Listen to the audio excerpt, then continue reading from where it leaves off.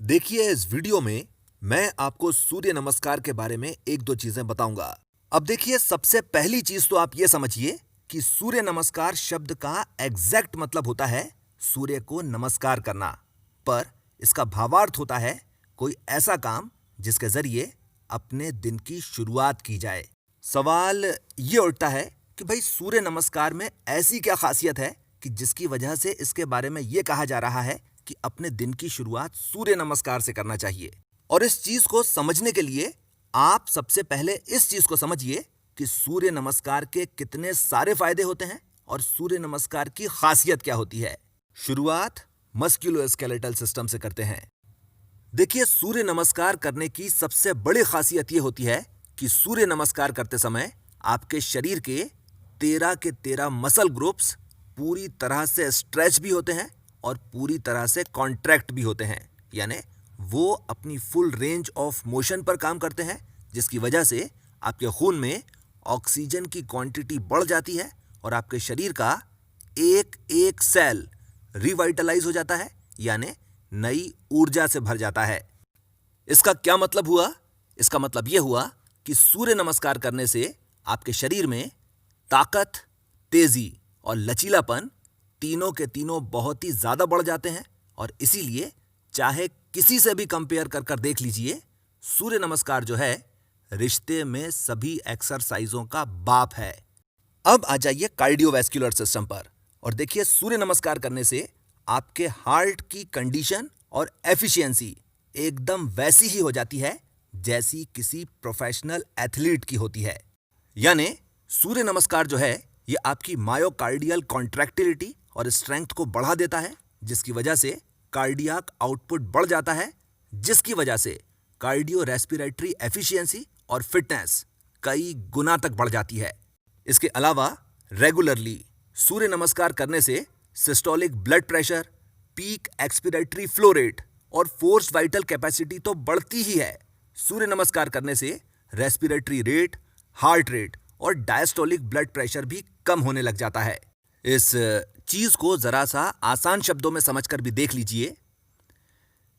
देखिए जितना खून एक साधारण इंसान का दिल 80 या 100 बार में पंप करता है, उतना खून एक एथलीट का दिल 30 या 40 बार में ही पंप कर देता है। यानी आज की तारीख में अगर आप सूर्य नमस्कार नहीं करते हो तो जितनी मेहनत में आप अभी थक के चूर हो जाते हो, अगर आप सूर्य नमस्कार करने लगते हो तो उतनी ही मेहनत करने में फिर आपकी सांस तक भारी नहीं होगी। इसके अलावा क्योंकि सूर्य नमस्कार करने से आपका ब्लड सर्कुलेशन बहुत ही ज्यादा अच्छा हो जाता है, आपका शरीर बहुत ही अच्छी तरह से ऑक्सीजनेटेड ब्लड और न्यूट्रिएंट्स को शरीर के बारीक से बारीक हिस्से में पहुंचा पाता है और वहां से टॉक्सिन्स को खींचकर आपकी सांस के रास्ते बाहर निकाल पाता है। अब आ जाइए रेस्पिरेटरी सिस्टम पर और देखिए सूर्य नमस्कार करने से आपके लंग्स जो हैं ये धीरे धीरे कर कर अपनी मैक्सिमम कैपेसिटी पर काम करना शुरू कर देते हैं, जिसकी वजह से forced vital capacity, forced expiratory vital volume in first second, peak expiratory flow rate और वाइटल कैपेसिटी बहुत ही ज्यादा अच्छी हो जाती है। आसान शब्दों में बोला जाए तो अगर आप किसी भी तरह का एंड्योरेंस बेस्ड स्पोर्ट खेलते हैं, आप केवल सूर्य नमस्कार करके देखिए, 2 महीने के अंदर अंदर आपके साथ वालों को आपकी परफॉर्मेंस में इंप्रूवमेंट दिखाई देने लग जाएगा। अब आ जाइए डाइजेस्टिव सिस्टम पर और देखिए सूर्य नमस्कार करते समय शरीर के जिस हिस्से में सबसे ज्यादा खींचतान होती है वो जगह है पेट। और इसी वजह से जब आप सूर्य नमस्कार करते हो तो आपका पेरिस्टाल्टिक मूवमेंट बढ़ जाता है, जिसकी वजह से भूख नहीं लगना, खाना अच्छी तरह से हजम नहीं होना, गैस, खट्टी डकारें और कॉन्स्टिपेशन की परेशानी तो दूर होती ही है, भूख भी आपको एकदम खुलकर लगने लग जाती है और जो कुछ भी आप खाते हो पूरी तरह से हजम भी होने लग जाता है और पूरी तरह से शरीर से बाहर भी निकल जाने लगता है। यह हो गई एक चीज। दूसरी चीज देखिए, रेगुलरली सूर्य नमस्कार करने से आपका मेटाबॉलिज्म बहुत ही ज्यादा बढ़ जाता है और देखिए इसके 2 फायदे होते हैं। पहला फायदा यह होता है कि आपका शरीर जो है ये फैट्स को यानी चर्बी को जलाने की भट्टी बन जाता है।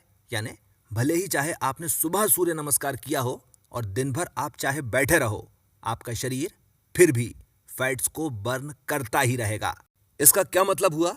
इसका मतलब यह हुआ कि आपकी लिपिड प्रोफाइल जो है ये धीरे धीरे कर एकदम सही होने लग जाएगी।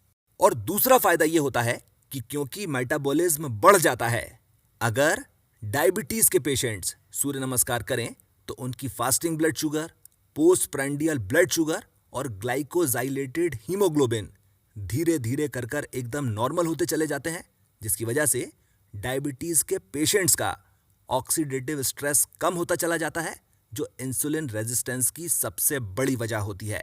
अब आ जाइए नर्वस सिस्टम पर और देखिए, सूर्य नमस्कार करते समय आपकी स्पाइनल कॉलम जो है वो अपनी पूरी रेंज ऑफ मोशन पर बार बार कॉन्ट्रैक्ट भी होती है और बार बार स्ट्रेच भी होती है, जिसकी वजह से आपके स्पाइनल कॉलम और ब्रेन का ब्लड सर्कुलेशन बहुत ही ज्यादा अच्छा हो जाता है। और इसकी वजह से आपका पूरा का पूरा नर्वस सिस्टम यानी central nervous system, peripheral nervous system और ऑटोमेटिक नर्वस सिस्टम जो है ये पूरी तरह से चार्ज्ड और एक्टिवेटेड हो जाता है। अब देखिए, इसकी वजह से जो फायदा मिलता है उसे कमाल कहते हैं और सूर्य नमस्कार को रिश्ते में सभी एक्सरसाइजेस का बाप कहते हैं। और वो फायदा यह है कि नियमित रूप से सूर्य नमस्कार करने से आपकी चीजों को सीखने की और समझने की काबिलियत जो होती है ये बहुत ही ज्यादा बढ़ जाती है। और ना केवल ये, आपके अंदर अपनी नॉलेज को सिंथेसाइज करने की काबिलियत जो होती है वो भी पैदा होने लग जाती है। इस चीज को जरा सा एग्जाम्पल से समझकर भी देख लीजिए। देखिए, जितने भी ऊंचे ऊंचे लेवल के योग गुरु होते हैं या मार्शल आर्टिस्ट जो होते हैं, सब के सब बेहतरीन लेवल के फिलोसोफर्स भी होते हैं। सब के सब चीजों को बहुत ही तेजी के साथ सीख भी लेते हैं, समझ भी लेते हैं और उसकी काट भी बता देते हैं। अब देखिए, यह बात जो मैंने कही है, आप इस बात को जरा सा ऐसे समझकर भी देख लीजिए कि जितना ज्यादा आपकी रीढ़ की हड्डी में लचीलापन रहता है और जितना ज्यादा आप उसको खींचते और तानते हो, उतना ज्यादा आपकी सीखने की काबिलियत भी होती है। और देखिए, यही वो वजह है जिसकी वजह से एक इंसान के सीखने की काबिलियत सबसे ज्यादा तब तक ही रहती है जब तक कि उसकी उम्र 5 साल से कम तक की रहती है। अब सवाल ये उठता है कि ये सारे के सारे फायदे तो जिम में जाकर एक्सरसाइज करने से और स्ट्रेचिंग करने से भी मिल सकते हैं। सूर्य नमस्कार की क्या खासियत है? और देखिए, आप इस चीज को जरा सा ऐसे समझकर देख लीजिए कि जब आप जिम में जाकर एक्सरसाइज करते हैं तो आप एक समय में कम से कम 1 और बहुत ज्यादा हो जाए तो 4 मसल ग्रुप्स की एक्सरसाइज कर सकते हैं। पर जब आप सूर्य नमस्कार करते हैं तो उस वक्त आप अपने शरीर को एक यूनिट की तरह इस्तेमाल करते हैं। और जब आप अपने शरीर को एक यूनिट की तरह इस्तेमाल करते हैं तो उसकी वजह से यह होता है कि आपका पूरा का पूरा एंडोक्राइन सिस्टम जो होता है वो एक्टिवेट हो जाता है। इस चीज को भी समझिए कि देखिए, सूर्य नमस्कार में केवल उन्हीं आसनों को इंक्लूड किया गया है जो आपके इंटरनल ग्लैंड्स तक ऑक्सीजनेटेड ब्लड और न्यूट्रिशन भरपूर मात्रा में पहुंचाकर उनको एक्टिवेट कर देते हैं, जिसकी वजह से आपके शरीर के सारे फंक्शंस बिल्कुल उसी तरह से काम करना शुरू कर देते हैं जिस तरह से उनको काम करना चाहिए। इसके अलावा आप इस चीज को कभी भी नोटिस कर देख सकते हैं कि जब आप जिम में जाकर कसरत करते हैं तो वापस आने के बाद आपको थकान महसूस होती है, पर जब आप सूर्य नमस्कार करते हैं तो उसके बाद आप में स्फूर्ति आ जाती है। ये जिम और सूर्य नमस्कार का कॉन्ट्रास्ट जो है, आप एक बार रिवाइंड कर फिर से सुन लीजिए। इसी की रिसर्च में देर लगी, नहीं तो ये वीडियो जो है ये कपालभाति और अनुलोम विलोम के बाद यानी 350 दिन पहले आने वाला था। अब चलिए जरा सा ये भी समझ लीजिए कि सूर्य नमस्कार कैसे किया जाता है और ये भी कि सूर्य नमस्कार करते समय किन बातों का ध्यान रखना चाहिए। सबसे पहली चीज, देखिए, सूर्य नमस्कार में 12 आसन होते हैं जो एक नियत क्रम में संयत रहते हुए लयबद्ध तरीके से किए जाते हैं और हर आसन के साथ एक विशिष्ट मंत्र बोला जाता है। इसके अलावा सूर्य नमस्कार सुबह के समय सूरज की तरफ देखते हुए केवल जरूरी कपड़े पहनकर जमीन पर किया जाता है।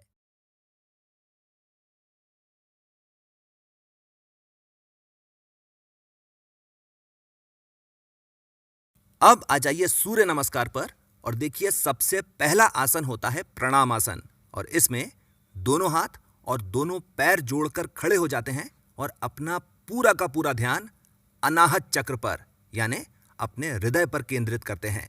दूसरा आसन होता है हस्त उत्तान आसन और इसमें दोनों पैरों को स्थिर और दोनों हाथों को नमस्कार में रखते हुए अपने शरीर को जितना पीछे ले जाया जा सकता है उतना पीछे ले जाते हैं और अपना पूरा का पूरा ध्यान विशुद्धि चक्र यानी अपने कंठ पर केंद्रित करते हैं।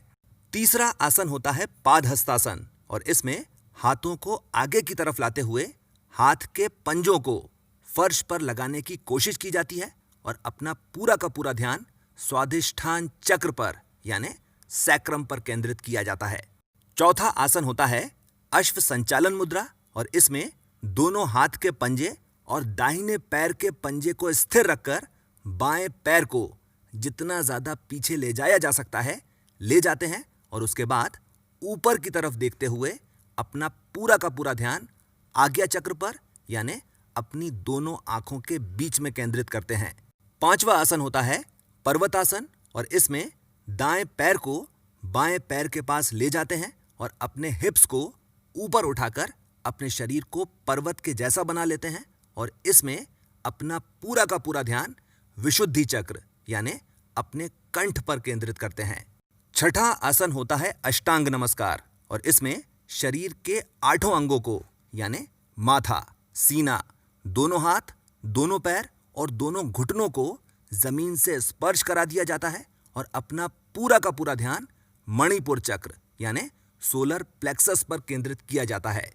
सातवां आसन होता है भुजंग आसन और इसमें अपनी भुजाओं को सीधा करते हुए अपने धड़ को अपने पैरों के परपेंडिकुलर करने की कोशिश की जाती है और अपना पूरा का पूरा ध्यान स्वाधिष्ठान चक्र पर यानी अपने सैक्रम पर केंद्रित किया जाता है। आठवां आसन होता है पर्वतासन और इसमें भुजंग आसन से हटते हुए और अपने हिप्स को ऊपर उठाते हुए अपने शरीर को पर्वत जैसा बनाते हैं और इसमें अपना पूरा का पूरा ध्यान विशुद्धि चक्र पर यानी अपने कंठ पर केंद्रित करते हैं। नवा आसन लगता है अश्व संचालन मुद्रा और इस बार दाएं पैर को जितना ज्यादा पीछे ले जाया जा सकता है ले जाते हैं, फिर उसके बाद ऊपर की तरफ देखते हैं और अपना पूरा का पूरा ध्यान आज्ञा चक्र पर यानी अपनी दोनों आंखों के बीच में केंद्रित करते हैं। 10वां आसन लगता है पादहस्तासन और इसमें दोनों पैरों को पास में लाते हुए आगे की तरफ झुकते हैं और दोनों हाथों के पंजों को फर्श पर लगाने की कोशिश की जाती है और अपना पूरा का पूरा ध्यान स्वाधिष्ठान चक्र पर यानी सैक्रम पर केंद्रित किया जाता है। 11वां आसन और इसमें हम वापस हस्त उत्तान आसन की मुद्रा में आते हैं और अपना पूरा का पूरा ध्यान विशुद्धि चक्र पर यानी अपने कंठ पर केंद्रित करते हैं। 12वां आसन और इसमें हम वापस प्रणाम आसन पर आ जाते हैं और अपना पूरा का पूरा ध्यान अनाहत चक्र पर यानी अपने हृदय पर केंद्रित करते हैं। अब आ जाइए दूसरे सवाल पर, सूर्य नमस्कार कितनी देर तक करना चाहिए। और देखिए, सूर्य नमस्कार जो है कभी भी समय के हिसाब से नहीं किया जाता। सूर्य नमस्कार हमेशा गिनती के हिसाब से किया जाता है। शुरुआत हर दिन एक सूर्य नमस्कार करने से करिए और हर हफ्ते एक सूर्य नमस्कार बढ़ाते चले जाइए और तब तक बढ़ाते चले जाइए जब तक कि 52 नहीं हो जाते और उसके बाद चाहें तो और बढ़ाइए, नहीं चाहें तो इतना काफी है। अब आ जाइए तीसरे सवाल पर और इसमें आप ये समझिए कि किस किस को सूर्य नमस्कार नहीं करना चाहिए। और देखिए, वो लोग जिन्हें किसी भी तरह की हार्ट की परेशानी है, हाई ब्लड प्रेशर है, ऑपरेशन हुआ है, पीरियड्स चल रहे हैं, शरीर के किसी भी हिस्से में अगर कोई चोट लगी है या दर्द हो रहा है, या कि फिर अगर किसी भी तरह की बीमारी है, तो इन तरह की परिस्थितियों में सूर्य नमस्कार नहीं करना चाहिए। इसके अलावा वो सभी लोग जो सूर्य नमस्कार कर सकते हैं, उन्हें सूर्य नमस्कार जरूर करना चाहिए। आखिरी चीज, देखिए, सूर्य नमस्कार करने से सूर्य नाड़ी प्रखर होती है और इसीलिए जब आप सूर्य नमस्कार करें तो 2 बातों का खास तौर पर ध्यान रखें। पहली ये कि सूर्य नमस्कार हमेशा जमीन पर करें और दूसरी चीज ये है कि खाने में दूध, दही, मठा और शुद्ध घी भरपूर मात्रा में लें। इस वीडियो में सूर्य नमस्कार करते हुए जो आपको दिखाई दिए, इनका नाम है हिमांशु कुशवाहा। थैंक्स भाई, थैंक यू वेरी मच। इसके अलावा अगला वीडियो चाणक्य नीति पर होगा। तो अगर कोई ऐसा टॉपिक है जिसके बारे में आप ये समझते हैं कि मैं उसके साथ न्याय कर सकता हूं, तो आप उसे कमेंट बॉक्स में जरूर लिखिए। इसके साथ मैं अपनी बात खत्म करता हूं। आपने मुझे इतना समय दिया, थैंक यू वेरी मच।